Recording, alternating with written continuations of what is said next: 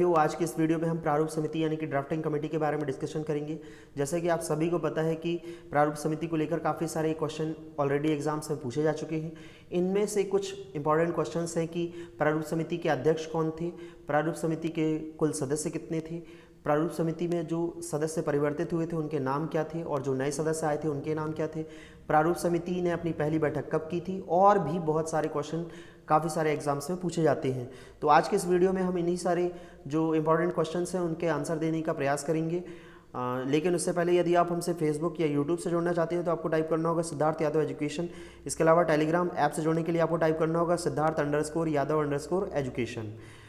अब जो प्रारूप समिति उसकी स्थापना की बात की जाए तो प्रारूप समिति की स्थापना से पहले हम यह समझेंगे कि भारत में संविधान बनने की शुरुआत कैसे हुई थी। देखिए, द्वितीय विश्व युद्ध के बाद ब्रिटेन के जो हालात थे वह बहुत ही अस्थिर हो चुके थे, जिसके बाद भारत पर शासन करने के लिए उसके लिए अनुकूल परिस्थितियां नहीं बची थी। चूँकि भारत में बड़े बड़े आंदोलन हो रहे थे, जिसमें से प्रमुख है भारत छोड़ो आंदोलन, जिसके बाद यह पूर्णतः निश्चित हो चुका था कि अब भारत में जो ब्रिटेन का शासन है उसे बर्दाश्त नहीं किया जाएगा। जिसके बाद ब्रिटेन ने भारत को शासन सौंपने के बारे में सोच लिया था। अब जब भारत में वापस से सत्ता आने वाली थी तो सबसे बड़ा प्रश्न यही था कि इस शासन व्यवस्था को कितना अच्छा बनाया जाए कि भारत में रहने वाले प्रत्येक नागरिक को इसका लाभ मिल सके। और इसी के लिए यहाँ पर एक ज़रूरत महसूस की गई संविधान सभा की, और इस संविधान सभा के लिए बात किया गया था कैबिनेट मिशन में। कैबिनेट मिशन की अगर मैं बात करूँ तो 22 जनवरी 1946 को जो ब्रिटेन के प्रधानमंत्री थे क्लीमेंट एटली, उन्होंने यहाँ पर कैबिनेट मिशन को भेजने का निर्णय लिया था और 24 मार्च 1946 को यह मिशन दिल्ली पहुँच गया था। ये आप देख सकते हैं, ये वो व्यक्ति हैं जो कैबिनेट मिशन में आए थे। ये हैं एवी एलेक्जेंडर, ये हैं पैथिक लॉरेंस और ये हैं स्टैफोर्ड क्रिप्स। और ये जो व्यक्ति दिख रहे हैं ये हैं लॉर्ड वेवेल। तो लॉर्ड वेवेल उस समय वायसराय थे भारत के। तो कैबिनेट मिशन के अंतर्गत जो 3 व्यक्ति आए थे वो एवी एलेक्जेंडर थे और पैथिक लॉरेंस थे और इसके साथ ही स्टैफोर्ड क्रिप्स थे। और जो पैथिक लॉरेंस थे वो इस कैबिनेट मिशन के अध्यक्ष थे। कैबिनेट मिशन ने अपनी रिपोर्ट 16 मई 1946 को सौंपी थी। इसमें काफ़ी सारे प्रावधान थे, लेकिन आज के इस वीडियो को लेकर हम मुख्य प्रावधान ही यहाँ पर डिस्कस करेंगे, जैसे कि ब्रिटिश भारत और देसी रियासतों को मिलाकर एक अखिल भारतीय संघ की स्थापना की बात कही गई थी इसके द्वारा। और जो अखिल भारतीय संघ स्थापित किया जाएगा उसे विदेश, रक्षा और संचार विभाग के अधिकार प्रदान किए गए थे और इसके जो धन एकत्र करने की बात थी भारतीय संघ को वह अधिकार दिया गया था। जो ब्रिटिश भारत और देसी रियासतें थी, तो ब्रिटिश भारत और देसी रियासतों को इस मैप में दिखाया गया है। ये जो पिंक कलर से आप शेडेड एरिया देख रहे हैं ये ब्रिटिश भारत या ब्रिटिश प्रांत हैं, जैसे कि यूनाइटेड प्रोविंस, बिहार, बंगाल, यहाँ पर है मद्रास, ये है बॉम्बे। इसके अलावा जो येलो शेडेड रीजन है, जो पीले कलर का क्षेत्र आपको दिखाई दे रहा है, ये देसी रियासतें हैं और इन सभी को मिलाकर एक भारतीय संघ की स्थापना की बात की गई थी। अब जो भारतीय संघ था वो उसकी खुद की कार्यपालिका और विधान पालिका होने की बात कही गई थी इस मिशन के द्वारा। इसमें दोनों, चाहे वो ब्रिटिश भारत प्रांत हो चाहे वो देसी रियासतें हों, इन दोनों के प्रतिनिधि शामिल होने की बात भी इसमें कही गई थी। इसके अलावा जो इस वीडियो में सबसे ज़्यादा महत्वपूर्ण है कि कैबिनेट मिशन के द्वारा भारतीय संविधान के निर्माण के लिए संविधान सभा की स्थापना की बात की गई थी। लेकिन जब भारत पाकिस्तान से अलग नहीं हुआ था तब इस संविधान सभा में 389 सदस्य, और जिनमें से जो 292 थे वो ब्रिटिश प्रांतों से थे। जी हाँ, ये जो दिख रहे हैं आप, ये ब्रिटिश प्रांतों से 292 सदस्य, और जो देसी रियासतें थीं इससे 93 सदस्यों को शामिल किए जाने की बात कही गई थी। और जो चीफ कमिश्नर क्षेत्र थे वहाँ पर 4 प्रतिनिधि शामिल किए जाने की बात की गई थी। अब इसके अलावा जो एक और महत्वपूर्ण यहाँ पे निर्णय लिया गया था कि एक अंतरिम सरकार बनाई जाएगी। जब तक कि संविधान सभा के द्वारा संविधान का निर्माण नहीं किया जाता तब तक यहाँ पर अंतरिम सरकार का शासन होगा।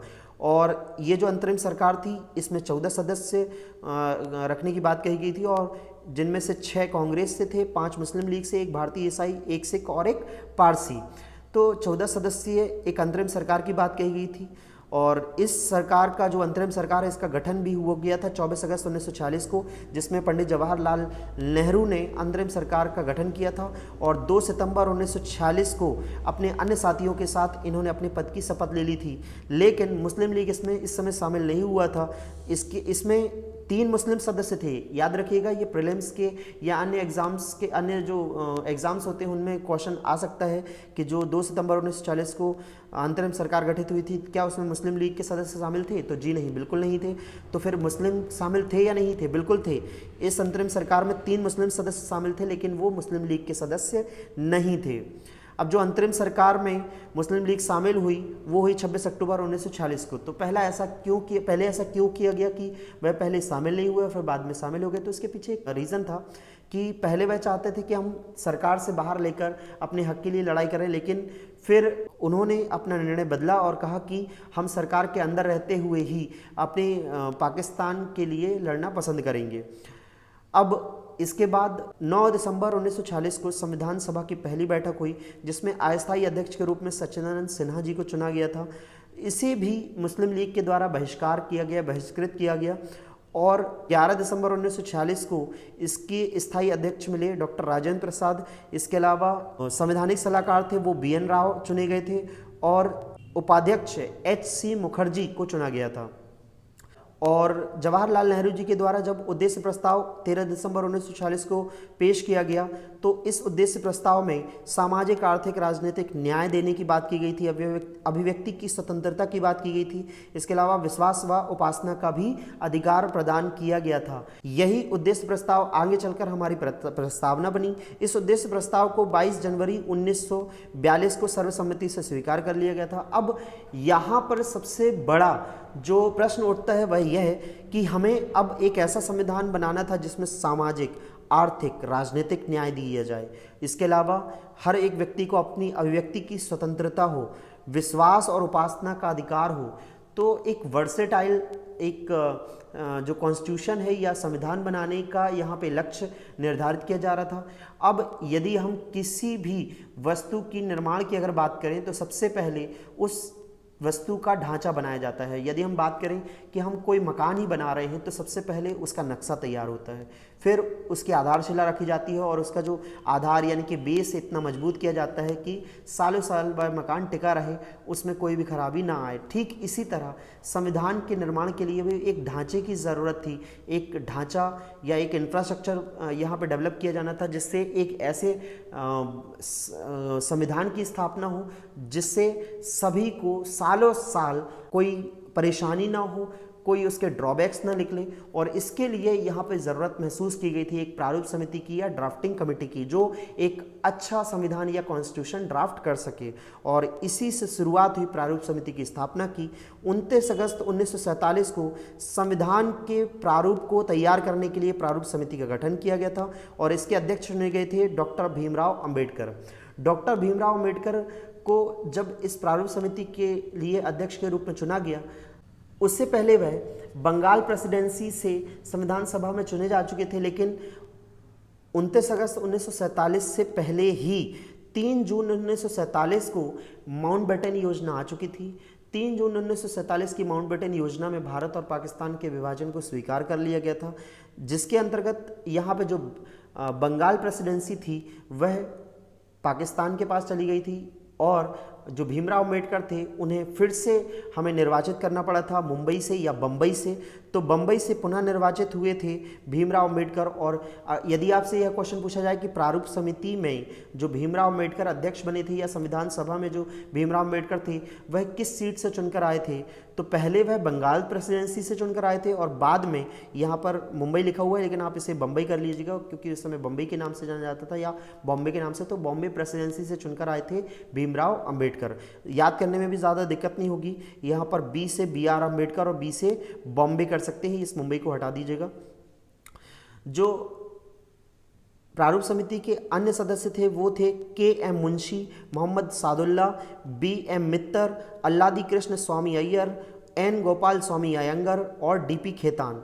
अब इनको याद कैसे रखोगे, क्योंकि ये 6 सदस्य हैं। याद रखिएगा ये 6 सदस्य शुरुआत में चुने गए थे, इसके अलावा भी बदलाव होंगे लेकिन मैं बाद में बताऊंगा। यहाँ पे सबसे पहले इस प्रारूप समिति के जो सदस्य हैं उन्हें आप याद कैसे रखेंगे, तो जो मैं बता रहा हूँ उसको 2-3 बार अगर आप एक मेमोराइज कर लेंगे तो आपको याद रहेगा। जैसे माँ से या एम से मुंशी, मोहम्मद और मित्तर, तो माँ से 3 नाम आ रहे हैं, मुंशी, मोहम्मद और मित्तर। और इसके बाद अगर आप अन्य 3 नाम देखेंगे तो यहाँ पर कृष्णा है, गोपाल है। कृष्ण और गोपाल कृष्ण भगवान के ही अन्य नाम है, तो कृष्ण जो कि ग्वाले थे तो उनका संबंध खेतों से है, तो यहाँ पर खेतान को भी आप आसानी से जोड़ सकते हैं। अब जो BM मित्तर थे और DP खेतान थे के स्थान पर N माधव और TT कृष्णमाचारी को सदस्य बनाया गया था प्रारूप समिति का, ड्राफ्टिंग कमेटी का। जो माधव और कृष्णमाचारी हैं, इन दोनों में अगर आप देखेंगे तो इनके नाम भी कृष्ण से जुड़े हुए हैं, जैसे कि माधव और कृष्ण, ये दोनों ही प्रारूप समिति में जो कृष्ण का जो मैंने लॉजिक दिया था उससे आप जोड़ सकते हैं। तो कृष्ण से कृष्णमाचारी और कृष्ण से ही माधव, तो इस तरह आप इन्हें याद रख सकते हैं। इसके अलावा जो कांग्रेस से जो सदस्य थे प्रारूप समिति में वो थे KM मुंशी और TT कृष्णमाचारी। तो इस तरह आप समझ गए होंगे कि प्रारूप समिति में जो सदस्य थे उन्हें कैसे याद रखना और इन सदस्यों की संख्या कितनी थी। अब 30 अगस्त 1947 को प्रारूप समिति की पहली बैठक हुई और इस पहली बैठक के बाद जो संविधान का प्रारूप था उस पर 114 दिनों तक चर्चा हुई और इस प्रारूप पर 3 बार वाचन किया गया, मतलब इसकी 3 बार रीडिंग की गई थी। और इन रीडिंग्स के बाद जो भीमराव अम्बेडकर थे उन्होंने संविधान सभा के पास the constitution as settled by the assembly be passed के रूप में प्रस्ताव पेश किया और यह प्रस्ताव 26 नवंबर 1949 को पारित कर दिया गया था और इस पर अध्यक्ष और सदस्यों ने हस्ताक्षर कर दिए थे, जिसके बाद हमारे संविधान का जो प्रारूप है वो पूर्णतः बनकर तैयार हो गया था। और जो हमारी प्रस्तावना है उसमें भी हम 26 नवंबर 1949 की दिनांक आसानी से देख सकते हैं। प्रस्तावना को लेकर ऑलरेडी मेरा एक वीडियो आ चुका है जिसमें मैंने प्रस्तावना की जो प्रमुख विशेषताएं हैं उनको डिस्कस किया है, आप चाहें तो उसे जाकर देख सकते हैं। आज के इस वीडियो में इतना ही। यदि आपको कोई क्वेरी है तो आप मुझसे पूछ सकते हैं। जय हिंद, जय भारत।